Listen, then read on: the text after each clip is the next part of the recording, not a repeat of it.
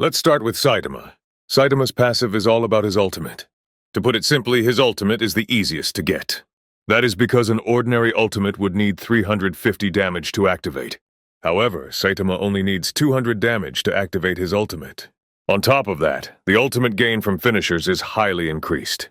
With a single finisher landed, he can gain around 30.75% of his ultimate bar. A quick reminder that his ultimate bar gained depends on the attack used when finishing an opponent. Normal punch finisher giving the most ultimate bar. This passive altogether makes Saitama a really good choice when you need to beat someone good at the game, as you will get the ultimate before him. Even if you are low health, you can make a comeback. Moving on to Genos. Genos actually has two passives, the first one being explosive recovery. When using an evasive dash, Genos will create a small explosion, damaging and stunning everyone in a small radius. This gives Genos an advantage of being able to take revenge on his opponent while recovering. There is a couple of things to note about this passive. It deals a small amount of damage. It can be blocked, and it can be countered by Saitama's death counter. The second passive is called Recharge. As the name might suggest, Recharge removes cooldowns from all his attacks when he lands a finisher. To put in perspective just how good this passive is, it even works in the ultimate mode.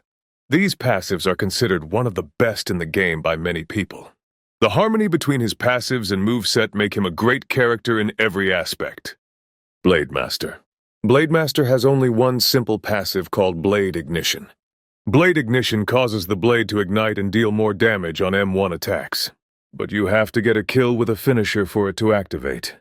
It lasts 15 seconds, or until the ultimate is over in ultimate mode. The damage boost is from 3% to 5.9%, but varies based on what M1 attack is in question. On average, the boost is about 4.325%, which means the full M1 combo can have a 14% to 20.4% damage boost. This is a solid passive and can be really helpful when fighting more than one opponent at a time. Let's move on to Sonic.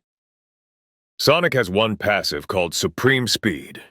Supreme Speed allows him to get 3 teleport side dashes with almost no cooldown. He gains 3 dashes with a finisher and it is not stackable. The number of dashes is increased to 20 when Sonic is in ultimate mode. People view this as a useless gimmick, but it can be used to trick your opponent, although there are much stronger passives. Garou. Garou's passive is called Monstrous. He can basically gain health upon defeating someone with a finisher. The health gain depends on what attack you finish your opponent with. This passive also works in ultimate mode, with the ultimate finishers giving up to 50% health back. This is one of the best passives against teamers, as you can keep fighting as long as you can get kills. Moving on to Tatsumaki.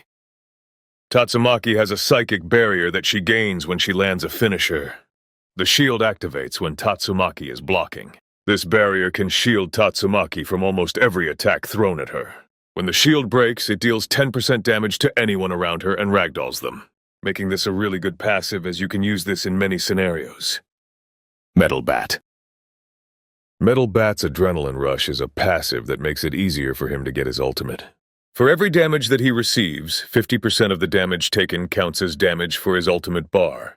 For example, if he takes 100 damage, 50 damage goes towards his ultimate bar.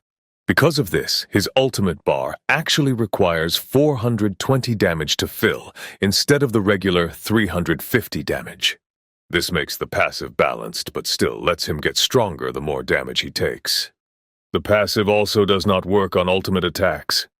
Since Martial Artist still has no passive when this video got uploaded, let's move on to the Crab Boss. Crab Boss has a simple passive. When using an M1, the user does one of 3 types of attacks, each dealing different amount of damage as displayed. KJ. KJ basically has auto black flash, which means instead of black flashing on every 2 crits, KJ has the ability to do so in only 1 crit. This is obviously an OP passive for an exclusive ability. And the last passive we have to talk about today is Gojo. Gojo has 2 passives, first one being Divergent Fists. Gojo's M1s are the same as Saitama's, but Divergent Fists passive causes Gojo's M1s to be much stronger if he is using Infinity, even causing a black flash at the end of the combo, instantly killing the opponent. The second passive is Infinity. If Infinity is enabled, the user's M1s become much stronger. Additionally, anyone nearby the user is slowed down heavily and cannot hurt the user. This also changes the move Attract. This passive makes you invincible, as no one can even approach you. If you made it to the end, I hope you learned something new about some characters. Tell me your thoughts on this video in the comments below. I might make more videos like this in the future. And as always, thank you for watching.